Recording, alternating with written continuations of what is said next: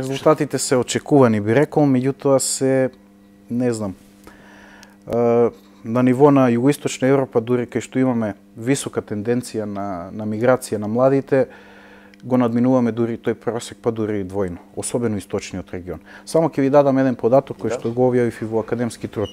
Например, перцепцијата за тоа кај младите ја гледаат својата иднина на ниво на Југоисточна Европа, правени се други истражувања, е дека околу 45%, тоа е некој просек, од младите сакаат да заминат од државите. Правени се други истражувања на ниво на цела Република Македонија, на репрезентативен примерок, тука овој просек се зголемува некаде до 60%. Ние правихме истражување на источниот дел, значи тука се три плански региони, североисточен, источен и југоисточен.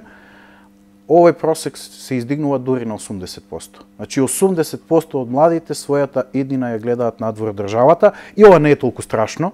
Сега делувате фрапирано од овој податок, меѓутоа не е толку страшно затоа што најголем дел од овие млади би сакале да заминат, да заработат и да се вратат. Имавме повеќе параметри преку кои што меревме. Она што мене најмногу ме плаши е тоа што 20% уште не заминати размислуваат да заминат и да не се вратат. Тоа е огромна бројка. Значи 20% воопшто не е мала бројка, само тие да излезат, а гледаме дека тенденцијата е се повеќе и повеќе да се зголемува овој процент. Прашањето е колку демографски ќе можеме да се одржиме, а тоа е најголемиот ресурс кој што го има оваа држава.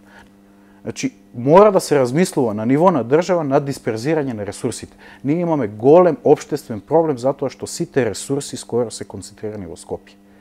И на овој план мораме да работиме. Ние сме давале препораки и апелираме. Пред 2 недели бев на дебата тука за југоисточниот регион кој што се одржа во Дојран, од Европско движење на Македонија, и ги изнесов овие податоци и дадов и конкретни препораки како треба да се работи. Значи први треба да се размислува на дисперзирање на ресурсите од Скопје. На самиот почеток ние зборуваме за европска иднина. Меѓутоа имаме 3% поврат на ДДВ на општините, што е скандалозно. Значи не би рекол дека е очајно, туку е скандалозно. Просекот, европскиот просек е 30%.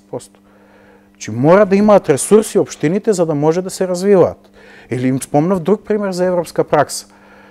Велам, зошто Министерството за земјоделие мора да биде со седиште во Скопје? Нека биде во Стромица.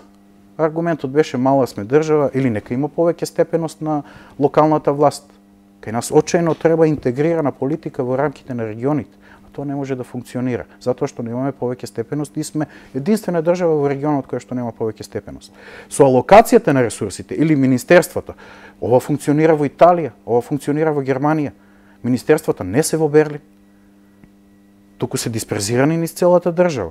И ова ќе повлече, има и други вакви иницијативи, ќе повлече дел од централната администрација да се дисперзира надвор од Скопје, а со тоа и преголемата зависност од државните ресурси ќе придонесе да се подигне нивото на развој на економијата во рамките на помалите градови.